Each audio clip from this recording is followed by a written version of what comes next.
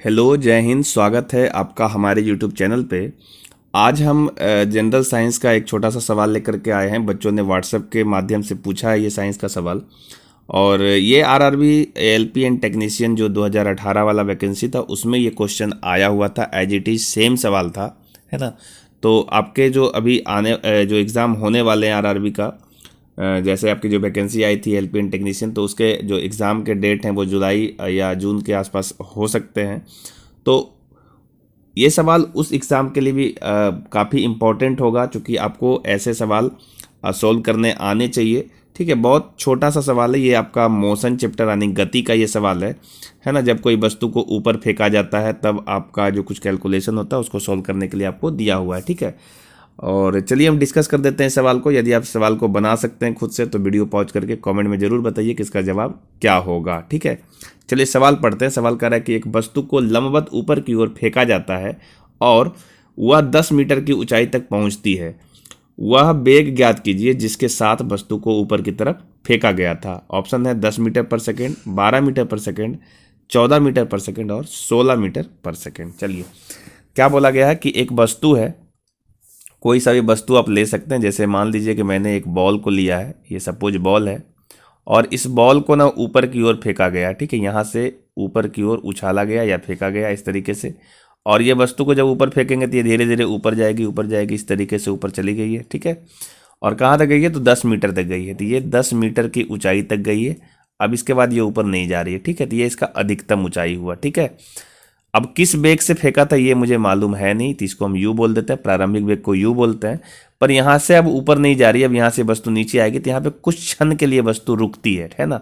तो जो इसका अंतिम वेग है ना, वो अंतिम वेग यहाँ पे शून्य हो जाएगा, क्योंकि इसके ऊपर अब वस्तु नहीं जा रही है। ठीक है, अंतिम वेग शून्य हो जाएगा और यहाँ के बाद वस्तु नीचे ही गिरेगी। ठीक है, तो ये आपको दिया हुआ है कि 10 मीटर की ऊंचाई तक जाती है, तो आप इसको कह सकते हैं कि ये जो हाइट प्राप्त किया है ये आपका मैक्सिमम हाइट है, इसलिए इसको हम बोलेंगे एच मैक्स। ठीक है, और एच मैक्स का वैल्यू कितना दिया हुआ है? तो 10 मीटर। तो आपसे पूछा है कि बताइए वह वेग ज्ञात कीजिए जिसके साथ वस्तु ऊपर की ओर फेंकी गई है। तो ये आपको यू पूछ रहा है। ठीक है, आपको ना जब भी कोई वस्तु को ऊपर फेंका जाता है तो जो इसकी अधिकतम ऊंचाई होती है, अगर आपके पास फॉर्मूला है तो आप इस सवाल को बहुत जल्दी सोल्व कर सकते हैं। तो एच मैक्स का जो फॉर्मूला होता है वो होता है यू स्क्वायर बटा 2g।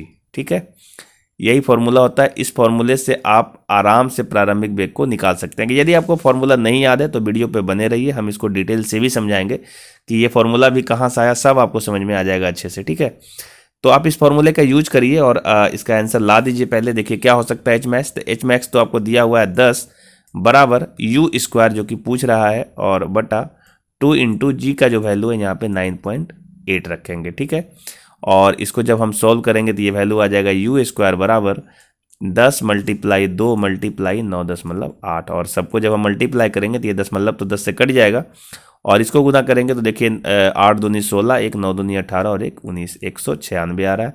इस प्रकार से जो u का वैल्यू होगा वो रूट अंडर 196 होगा, अर्थात ये 14 का स्क्वायर है तो इसका वैल्यू 14 आ जाएगा, 14 मीटर प्रति सेकेंड। तो ये इसका सही जवाब होगा। तो आंसर तो बहुत आसानी से आ गया, इसमें कोई दिक्कत वाला बात नहीं है। अगर फॉर्मूला याद है तो आप इसको आसानी से सॉल्व कर सकते हैं। लेकिन यदि मान लीजिए कि आपको फॉर्मूला नहीं याद है, आप इसको कैसे सॉल्व करेंगे? ठीक है, तो देखिए सिंपल, आप जो गति के 3 नियम पढ़े हैं उन तीनों नियम में आपको जो आप गति के समीकरण को पढ़े हैं, आपका 3 समीकरण है, उन समीकरण से आप आसानी से सॉल्व कर सकते हैं सवाल को सॉल्व। ठीक है, तो 3 समीकरण क्या है? एक समीकरण है v बराबर u प्लस ए टी, आप पढ़ चुके हैं।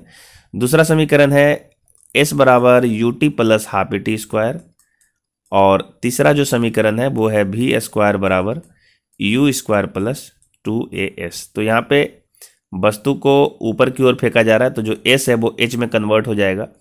और हमेशा ध्यान रखिए कि इसी फॉर्मूले का यूज़ करके हम लोग मैक्सिमम हाइट वगैरह निकालते हैं। तो चाहे वो कुछ भी पढ़ रहे हो, चाहे वो प्रोजेक्टाइल मोशन ही क्यों ना पढ़ रहे हो, तो मैक्सिमम हाइट यहीं से आता है। तो इसी फॉर्मूला को हम यूज करेंगे। देखिए, अगर वस्तु को आप ऊपर की ओर फेंक रहे हैं, ठीक है, तो आपका ये तीनों जो फॉर्मूला है ये तीनों इस तरीके से बदल जाता है। देखिए, ये हो जाता है v बराबर u माइनस जी टी। ठीक है, और ये फॉर्मूला जो होता है एच एस जो है वो h में कन्वर्ट हो जाता है, तो ये बनता है h बराबर U T minus half G T square, और ये फॉर्मूला कन्वर्ट होता है वी स्क्वायर बराबर you square minus 2a H. ठीक है, जब कोई वस्तु को आप ऊपर की ओर फेंकेंगे तो यही तीनों फॉर्मूला जो है इसमें कन्वर्ट हो जाएगा।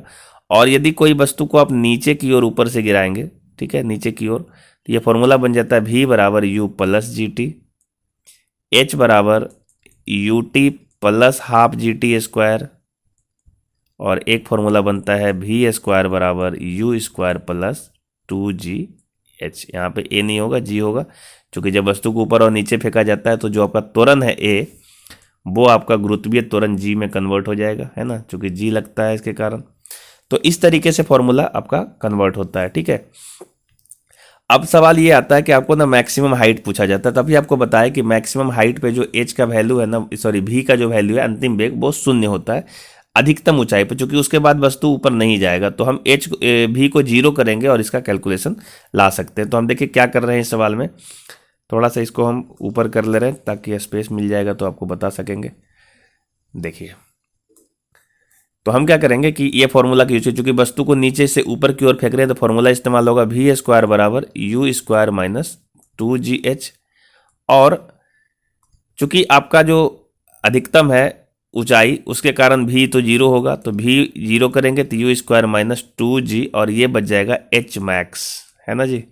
और इसी को सॉल्व करते हैं ना तो ये हमको फॉर्मूला दे देता है H मैक्स बराबर U स्क्वायर बटा 2G, और हम इस फॉर्मूले का ही इस्तेमाल किए थे अभी थोड़ी देर पहले, है ना।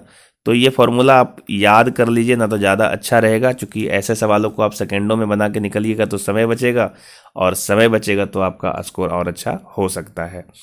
उम्मीद है आप इस सवाल को समझ पाए होंगे अच्छे तरीके से कि किस तरीके से इसको हम लोग सॉल्व कर पाते हैं। ठीक है, यदि आपको नहीं समझ में आ रहा हो तो वीडियो को आप पॉज करके बार बार देखिए पीछे जा करके, है ना, तब आपको अच्छे से सब कुछ समझ में आ जाएगा। एक बात और आपको हम बता दें कि जो मोशन चैप्टर है ना, वो मोशन चैप्टर का हमने कई वीडियो छोड़ा है। ठीक है, मोशन चैप्टर यानी गति चैप्टर को हमने डिटेल से आपको समझाने की कोशिश किया है। ठीक है, करीब करीब 5 वीडियो हमने दिया है, और इस बात की गारंटी है कि अगर आपने 5 वीडियो को अच्छे से देखा है, ठीक है, तो एक आपका कोई भी मोशन से क्वेश्चन नहीं छूटेगा। खास करके रेलवे के जो एग्ज़ाम होते हैं उसमें मोशन से सवाल नहीं छूट सकता है यदि आपने उस 5 वीडियो को अच्छे से देखा है तो।